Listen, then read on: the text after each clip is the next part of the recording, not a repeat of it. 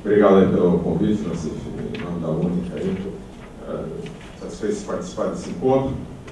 E existe um ditado popular caipira que diz o seguinte: o jabuti não sobe água. Quando a gente acha um, é porque alguém colocou ele lá. E essa campanha que a gente tem visto contra o etanol, recentemente, de 1 ano e meio para cá, é exatamente isso. Então nós temos aí um jabuti que tem algumas razões para ter sido colocado em cima dessa árvore, e toda essa discussão, esse ataque voraz em cima hoje do etanol, querendo transformar o produto no inimigo número 1 do mundo, aí, enfim, tem razões muito próximas aí à chegada da rodada Doha, a intenção dos países industrializados em manterem os seus subsídios, e também existe receio por parte do setor petroleiro também de perda de mercado. Embora isso não deva ser considerado a principal razão, mas me parece que a indústria de alimentos, e a gente tem visto aí declarações, presidente da Nestlé, presidente da Unilever, enfim, mostrando preocupações com relação à questão da perda de margens com relação ao aumento do custo dos alimentos. E o etanol foi escolhido, eu acho, como bode expiatório desse processo.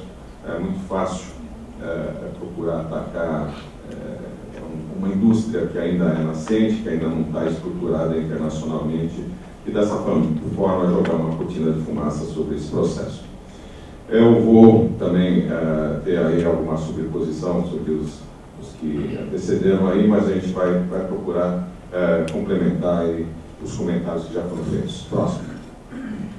Bom, falar um pouquinho sobre a Única. A Única é a associação hoje, que a principal associação do país que representa a indústria da cana-de-açúcar.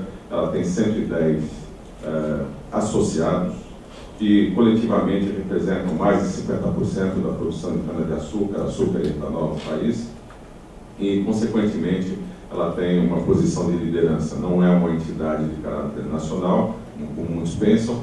Ela é uma entidade mais regional, voltada principalmente para a produção do estado de São Paulo, que representa hoje mais de 60% da produção do país. Com relação ao etanol, a Única tem alguns objetivos principais, que são a estruturação do mercado internacional, e, nesse sentido, a entidade está se reestruturando, está ampliando a sua ação. Já foram instalados 2 escritórios de representação, um em Washington, outro recentemente em Bruxelas, e a previsão de mais um escritório agora na Ásia. Nós ainda não sabemos exatamente a localização, porque é uma situação muito diferente da União Europeia e dos Estados Unidos. Estamos buscando aí uma melhor estratégia para poder operar naquela região do mundo. Existe a questão, um trabalho forte para demonstrar as características positivas do etanol e consolidar o produto como uma commodity energética e ambiental, e também desenvolver, junto com as entidades do setor e outras entidades, novos mercados e novas aplicações. Próximo. Bom, pegando aqui um pouco o gancho que o Guedes começou, nós temos aí o crescimento da população mundial. Hoje estamos aí perto de 6,5 bilhões de pessoas no mundo. As previsões são de que dentro de 40 anos seremos 9,5 por aí, 9,5 bilhões de pessoas.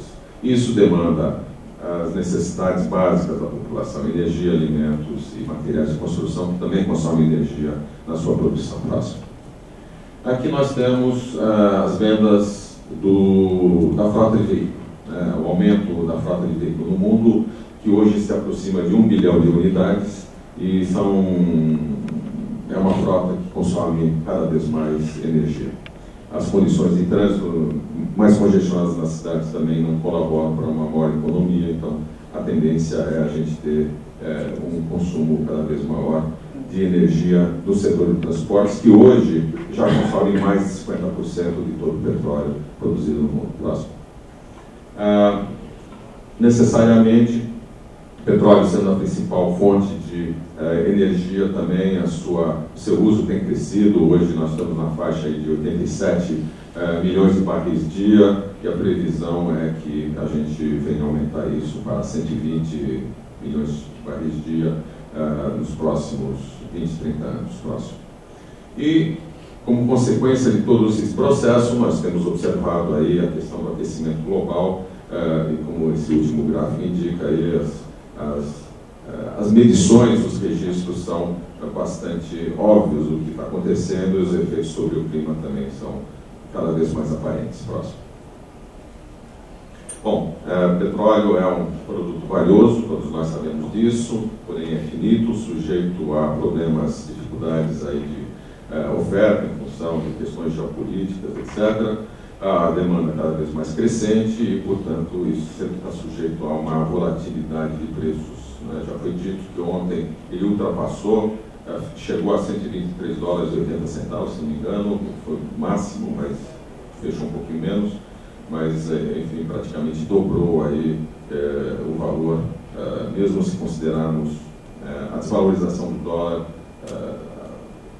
o aumento no preço do petróleo foi muito significativo. A Agência Internacional de Energia projeta que até 2030 teremos um aumento de mais de 50% na demanda de petróleo, e ele deverá continuar sendo a principal fonte de energia. Mas a questão é a que preços, em que condições de disponibilidade e quais os riscos que vão envolver a disponibilidade do petróleo. E o transporte será cada vez mais o principal setor consumidor dos combustíveis líquidos. E aí nós precisamos de alternativas. Próximo. E nós temos aí um portfólio de alternativas para o transporte. Nós temos a gasolina, que o Brasil hoje praticamente é autossuficiente e até exporta. Nós temos o diesel, que o Brasil não é autossuficiente, nós importamos o diesel, e o nosso diesel ainda é um produto de baixa qualidade. Existe o gás natural veicular, enfim, que agora está sendo desincentivado o seu uso no setor de transporte pela evidente importância estratégica em outros setores, principalmente geração de energia. O GLP não tem o seu uso autorizado no Brasil, mas tem em outros países. Nós temos a tecnologia, o CTL, Coal to Liquids, que é a conversão de carvão para combustíveis líquidos, que é utilizado na África do Sul, por exemplo, para a produção de combustíveis como gasolina e diesel. Temos aí o bioetanol, eu chamo de bioetanol porque é o etanol produzido através da biomassa, da fermentação, porque também é possível produzir etanol a partir de fontes fósseis. A Arábia Saudita, não sei se todos sabem, é um importante produtor de etanol também, só que eles produzem etanol de gás natural. Embora a molécula seja a mesma, mas a origem, enfim, o processo de produção é diferente. E aí temos aí o biodiesel também, não vamos falar disso, o metanol é um outro álcool que está sendo introduzido em alguns mercados, como algumas províncias da China que são ricas em carvão, que aí se produz metanol. E temos aí um outro portfólio aí de produtos chamados de segunda geração, mas que ainda não estão disponíveis comercialmente. Então, o que temos de fato hoje no mundo, que pode ser facilmente integrado, é o bioetanol, o biodiesel. Próximo. Temos aí todas as razões que eu acho que os senhores conhecem para a demanda crescente do etanol, a segurança energética, a diversificação de fontes de energia, as questões ambientais, enfim. E um fato que eu queria destacar aqui, que hoje é cada vez mais marcante, é a aceitação do produto pela indústria automobilística. Houve época em que o Brasil era um ponto fora da curva, onde só aqui se utilizava o etanol e, inclusive, setores da indústria automobilística no Brasil e também de produção energética no país diziam que nós deveríamos seguir os outros países do mundo e nós éramos uma exceção e tudo era um problema aqui porque tinha que se produzir especialmente para o Brasil alguns produtos. Isso está mudando e hoje nós temos aí coisas muito interessantes, como por exemplo a General Motors, ainda a principal montadora no mundo, disputando o mercado com a Toyota, né, essa é a primeira posição, ela está investindo pesadamente nos veículos flex nos Estados Unidos. A General Motors, hoje, ela está trabalhando para tornar os veículos flex viáveis, trabalhando junto com distribuidoras de combustível para tornar disponível o E85, que é a mistura de 85% de etanol e 15% de gasolina, que é o produto comercializado nos Estados Unidos. Nós temos aí outras montadoras que também já estão embarcando nisso. A Ford, recentemente, lançou um veículo na Tailândia compatível com 20% de etanol. E essas iniciativas estão cada vez se multiplicando. Eu acho que esses fatos, que às vezes passam desapercebidos, certamente terão um fator indutor de mercado muito forte. Já foi dito, aí todos sabemos, a cana é a fonte primordial de produção de etanol aqui no nosso país. Estou cercado aqui de agrônomos, então se eu cometer algum deslize, vocês me corrijam, por favor. É uma cultura semi-perene, 5 cortes, com alta, elevada produtividade, e isso traz uma série de benefícios em relação a outras fontes, a outras matérias-primas aí que muitas vezes são culturas anuais. Então a gente gasta menos energia no plantio e no cultivo, pelo fato de fazer isso a cada 5 anos. A estrutura radicular dessa planta, ela ajuda a manter o solo, as perdas do solo são minimizadas, ela cresce rapidamente, portanto, através do processo de fotossíntese, tem uma absorção eficiente de carbono, requisitos relativamente baixos de defensivos, o setor pratica bastante o controle biológico de pestes, e fertilizantes, se falou bastante sobre fertilizantes, e no processo de produção de etanol se gera a chamada vinhaça, que é um produto do processo, e hoje existe uma tecnologia bastante desenvolvida no país de aplicação da vinhaça no solo, é um processo de reciclagem da vinhaça, e a vinhaça é muito rica em potássio, não é tão rica em fósforo e nitrogênio, mas é muito rica em potássio, e isso tem contribuído para diminuir os custos com fertilizantes. Próximo. Eu esqueci de dizer, nós temos também uma série de variedades aqui. Consta que nós temos no Brasil mais de 500 variedades de cana, nem todas, obviamente, são utilizadas hoje, mas são variedades que foram desenvolvidas ao longo das décadas. Hoje faz que são 20 ou 30 variedades principalmente utilizadas. Nós temos variedades para diferentes tipos de solo, climas, variedades que têm mais fibras, queremos produzir mais energia, tem mais sacarose, se o objetivo é mais açúcar, enfim, e também mais resistente a determinadas pestes. Isso aqui já foi mostrado. E o que eu queria comentar é o seguinte: nós temos aí a possibilidade de, com a cana-de-açúcar, que é uma cultura bastante difundida aí, em grande número de países, aproximadamente 100 países no mundo produzem hoje a cana, abastecer o mundo com etanol. De alguma forma, em alguma quantidade, todos esses países têm condição de produzir etanol. Enquanto que, por outro lado, nós temos uma concentração no que se refere a petróleo. Hoje nós temos perto de 20%, 20 países no mundo que concentram as reservas mundiais de petróleo e detêm a hegemonia do suprimento mundial e, consequentemente, de todos os conflitos e estresses que ocorrem.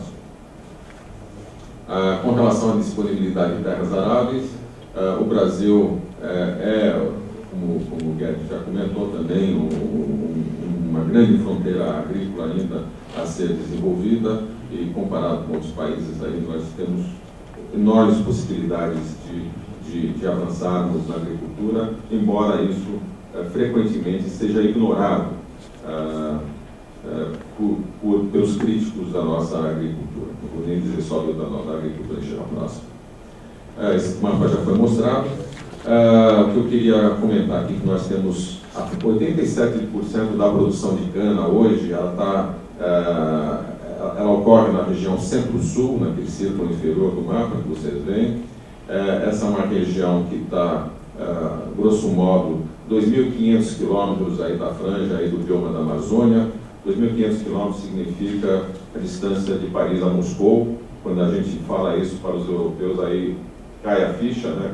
Como a gente diz, eles percebem a magnitude da distância, e o japonês, então, realmente fica de olho aberto. Então, temos aí 25 milhões de hectares de terras que estariam sendo adequadas para a cana, né? Existem mais terras em pastagens degradadas que podem ser trazidas aí para uso agrícola, mas no que se refere à cana, alguma coisa dessa ordem, e nós temos hoje o etanol que ocupa perto de 1% das terras aráveis do país próximo. Aqui rapidamente passando por esquema de produção, nós temos aí a produção da cana, a cana é colhida, é transportada para a usina, é feita a limpeza, a moagem, o caldo é tratado, essa linha verde, e a grande maioria das nossas unidades, diferentemente do que acontece em outros países, é integrada. Nós produzimos açúcar e etanol na mesma unidade e hoje também já produzimos a chamada bioenergia a partir do bagaço. Então é feito o tratamento do caldo. O caldo mais rico em açúcares é direcionado para a produção do açúcar, o outro caldo, chamado caldo secundário, vai para a fermentação, e o melaço, que é um subproduto da produção de açúcar, também segue para a fermentação. Temos o processo de fermentação, destilação e o etanol hidratado, que é esse etanol, o álcool que nós compramos na bomba, nos postos, é o que sai inicialmente. E depois nós temos a produção do álcool anidro, passa por uma desidratação, que é o álcool misturado à gasolina nas bases de distribuição das companhias. Existem outros tipos de álcool para aplicações especiais, como aplicação farmacêutica, etc., que passam por mais um tratamento adicional. Temos aí como resultado da moagem o bagaço, praticamente perto de 250 quilos de bagaço são gerados para cada tonelada de cana, e com isso as usinas são autônomas em termos de geração de calor industrial, vapor e energia elétrica. Hoje, cada vez mais importante é a produção da bioeletricidade pelo setor. Próximo. Já foi mostrado isso aqui, mostra a grande diferença e consequente de custos entre a cana colhida no Brasil em termos de produtividade e o trigo. Então nós temos aqui, são 1.000 litros por hectare, e isso é muito importante, tem efeito econômico e ambiental, porque o objetivo é maximizar a produção de etanol por unidade diária de solo, porque o solo também é finito e a gente precisa certamente maximizar. Com a possibilidade da hidrólise, se estima, são projeções de que poderíamos estar chegando perto de 13, 14 mil litros no futuro, aproveitando aí o bagaço e a palha da cana. Próximo. A competitividade também passa pelo balanço energético, isso já foi dito.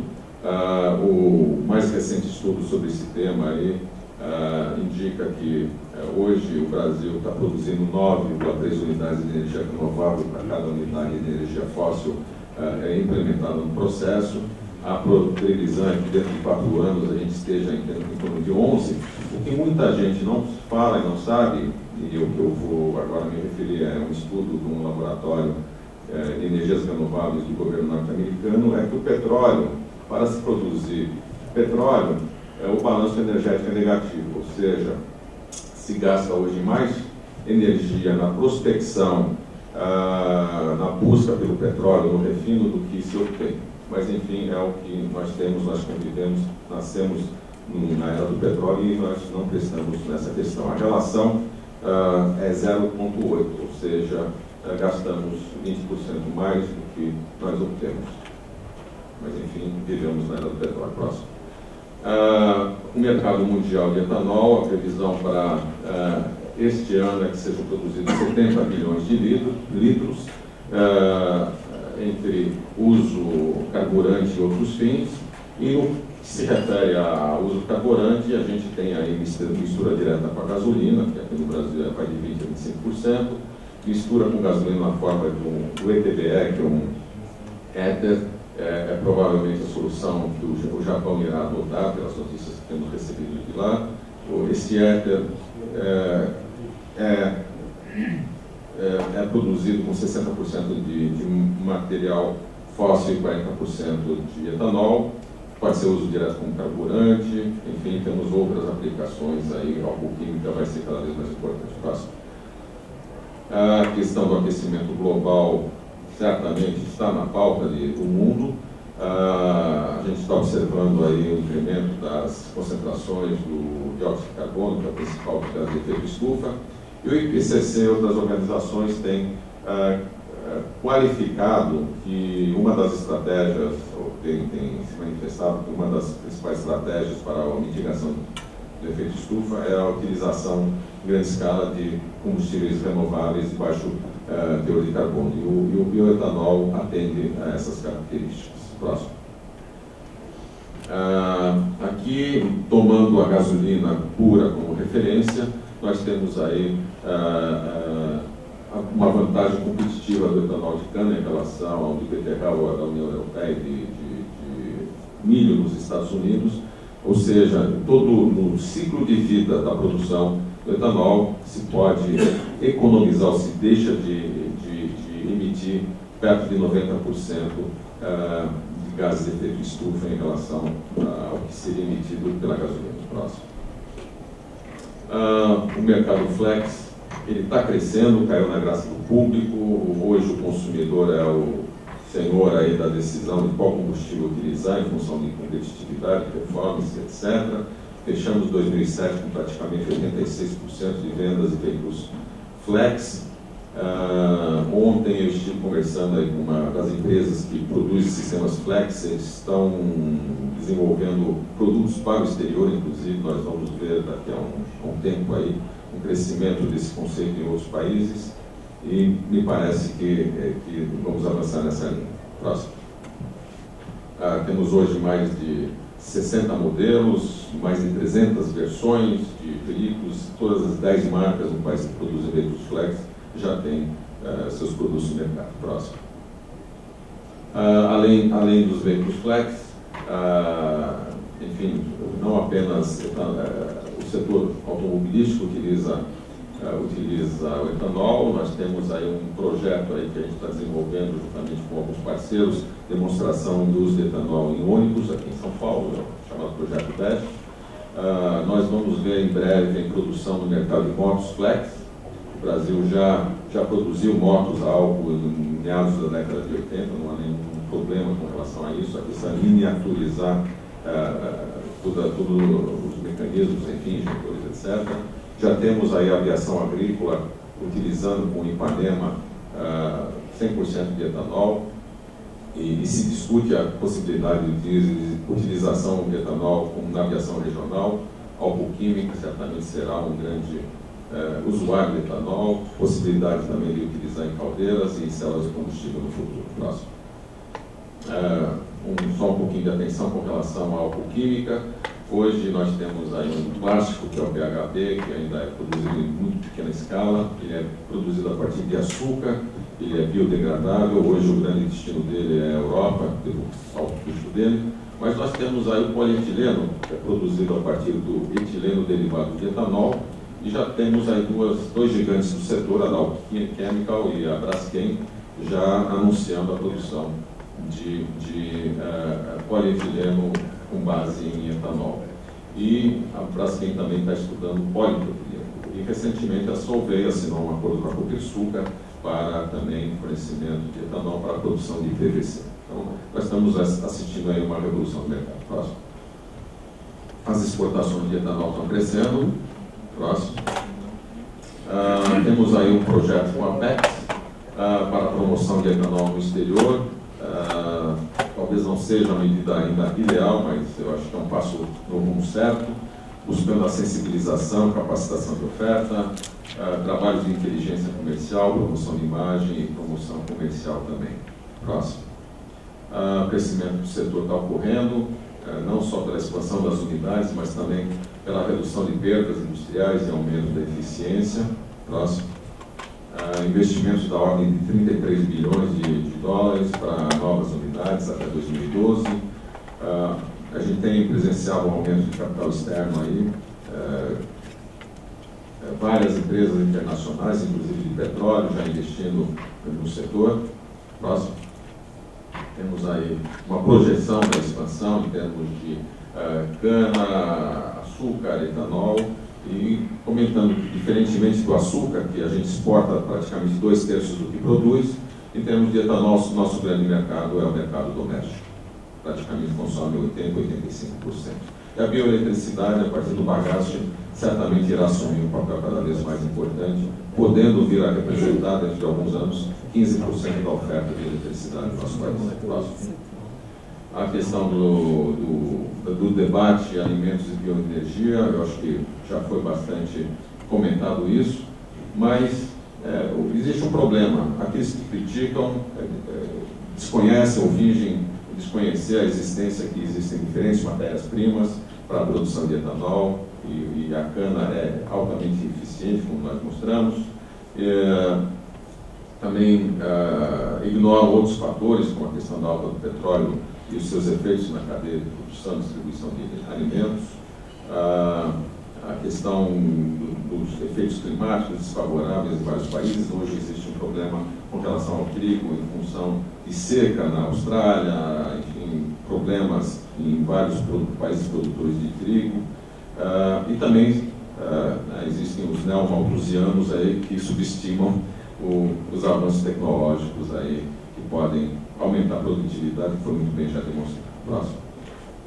A produção de grãos está crescendo, isso também já foi mostrado, embora muito mais do que a área plantada, isso se deve a avanços tecnológicos. Próximo. E nós temos aí, acho que no último slide, os desafios. Então, ampliar a demanda no mercado doméstico, nós temos ainda potencial de ganharmos mais mercado localmente, superar todas essas barreiras, essas campanhas contrárias, estruturar com outros países um mercado internacional. Se discute hoje a certificação socioambiental, nós somos favoráveis, desde que seja em caráter voluntário, porém de aplicação universal, ou seja, que o Brasil não seja vítima disso. Isso aí tem que ser para todo mundo, para o produtor europeu, para o produtor japonês, para o produtor australiano, enfim, os mesmos critérios. Então, próximo. Ok, era isso que eu tinha a dizer. Muito obrigado.